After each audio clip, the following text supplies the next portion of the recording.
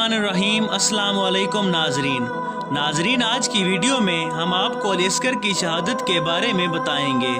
10 मुहर्रम के दिन जब इमाम हुसैन ने अल्लाह के दीन पर अपने औलाद असाब अपने अजीज़ो अकारिब को कुर्बान कर दिया, मैदान करबला में फौज यजीज के सामने आप फरमाते हैं, मैं तुम्हारे रसूल का नवासा हूँ, क्यों मेरा रास्ता रोका है, क्यों मेरे बच्चों का पानी बंद किया है, क्यों आले मोहम्मद को रुला रहे हो। लोगो, इस हजारों के मजमे में कोई है मेरे नाना से मोहब्बत करने वाला जो मुझ गरीब की मदद करे और नबी करीम की बेटियों के पर्दों की हिफाजत करे। इमाम हुसैन ने जब जंग के मैदान में आकर दुश्मनों को मुकाबले के लिए ललकारा तो बीवियों की खैमों से रोने की आवाजें बुलंद हो गईं। हुसैन खैमों के करीब आते हैं और फरमाते हैं, बीवियों से कहो कि रोने की आवाज बुलंद न करें, मैं अभी जिंदा हूँ। इतने में बीबी ज़ैनब जोरों कतार रो कर फरमाती हैं, मेरे भाई, जब आपने फरमाया है कोई है मुझ गरीब की मदद करने वाला और रसूल अल्लाह की बेटियों के पर्दे की हिफाजत करने वाला, अली असगर ने यह सुनकर अपने आप को झोली से गिरा दिया।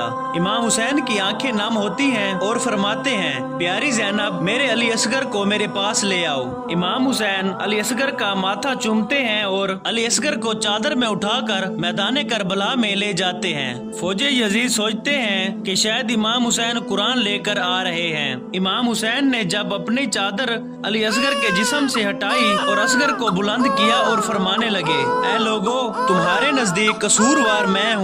इस 6 माह के बच्चे का क्या कसूर है? 3 दिन से पानी ना मिलने की वजह से इसकी माँ का दूध खुश्क हो गया है, इसे कुछ बूंद पानी पिलाओ। फौजे यजीद जोर जोर से हंसने लगी और कहने लगी, ऐ हुसैन, पानी तुम खुद पीना चाहते हो और नाम बच्चे का लेते हो। अगर तेरा बच्चा वाकई में प्यासा है तो उसे कहो खुद पानी मांगे। इमाम हुसैन ने अली असगर को देखा और आंखों आंखों में फरमाया, ऐ अली असगर, आज अपने नाना की उम्मत से पानी मांगो। बस जैसे ही इमाम हुसैन ने फरमाया, अली असगर के लब हिलने लगे और तमाम फौज को देखकर अली असगर फरमाने लगे, ऐ जालमो, 3 दिन से प्यासा हूँ, तुम्हारे रसूल का खून मेरी रगों में बहता है, मुझे पानी दे दो।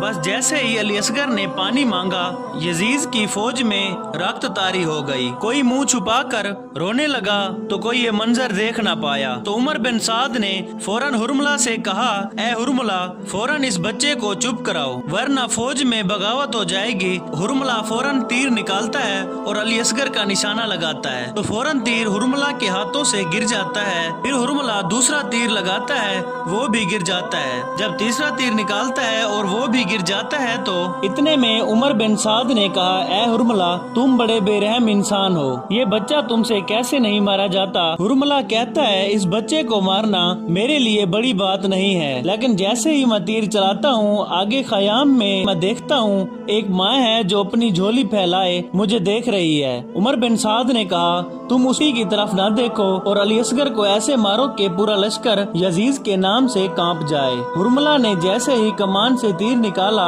तीर के 3 मुंह थे। उसने अली असगर का निशाना लगाकर जैसे ही तीर चलाया, तीर बड़ा था, अली असगर का गला छोटा था। बस तीर की एक नोक अली असगर के कान में लगी और एक नोक अली असगर के बाजू में और एक नोक अली असगर के सीने पर लगी और दूसरी नोक आपकी कमर में लगी। तीर इतना वजनी था कि अली असगर को चीर कर इमाम हुसैन के बाजुओं में आ लगा। अली असगर मुस्कुराने लगे। इमाम हुसैन ने अपने बच्चे को देखा, आपके जिस्म मुबारक से कुछ माँ का दूध निकला और कुछ खून निकला। इमाम हुसैन ने चाहा कि वो खून आसमान की तरफ फेंके। आसमान रोते हुए कहने लगा, हुसैन, इस खून नाहक को मेरी तरफ न फेंके वरना पानी की एक बूंद भी कयामत तक न बरसा पाऊंगा। फिर इमाम हुसैन ने सोचा कि इस खून को जमीन पर डाल दूं। जमीन तड़प कर कहने लगी, ऐ इमाम हुसैन, अगर आपने इस नाहक खून का एक कतरा भी मुझ पर गिराया तो मैं कयामत तक अनाज नहीं उगाऊंगी।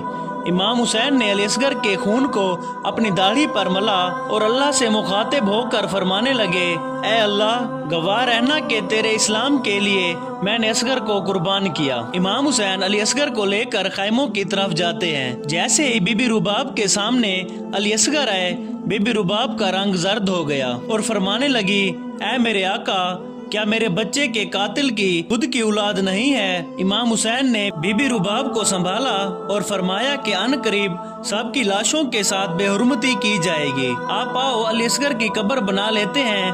امام حسین خیموں کے پیچھے ذوالفقار سے علی اصغر کی قبر کھودتے ہیں۔ بی بی رباب اور امام حسین علی اصغر کی تدفین کرتے ہیں۔ ناظرین، امام حسین کی شہادت کے بعد خیام جلے، تمام شہداؤں کے سر کٹے، تمام بیویوں کو قید کر کے شام کی طرف لے کے جا ہی رہے تھے کہ اتنے میں کسی نے کہا کہ ایک سر کم ہے۔ کوئی پوچھتا ہے کس کا سر، فوج سے کوئی کہتا ہے کہ ایک بچے کا سر کم ہے جس کو حسین پانی پلانے کے لیے میدان میں لائے تھے اور ہم نے تیر مار کر شہید کر دیا۔ شمر کہتا ہے ہاں ڈھونڈو، یہی کہیں حسین نے تدفین کیا ہوگا۔ بس تمام گھوڑے سوار ہاتھوں میں نیزے لے کر کربلا کی زمین پر مارنے لگے تاکہ کہیں سے علی اصغر کو ڈھونڈا جا سکے۔ بس ایک نیزہ زمین پر لگا تھا، جیسے ہی وہ نیزہ باہر آیا علی اصغر کا سر بھی اس نیزے کے ساتھ آ گیا۔ یہ منظر دیکھ کر فوج یزید زور زور سے ہنسنے لگی اور کہنے لگی اس کا بھی سر کاٹو اور جسم کو یہیں پھینک دو۔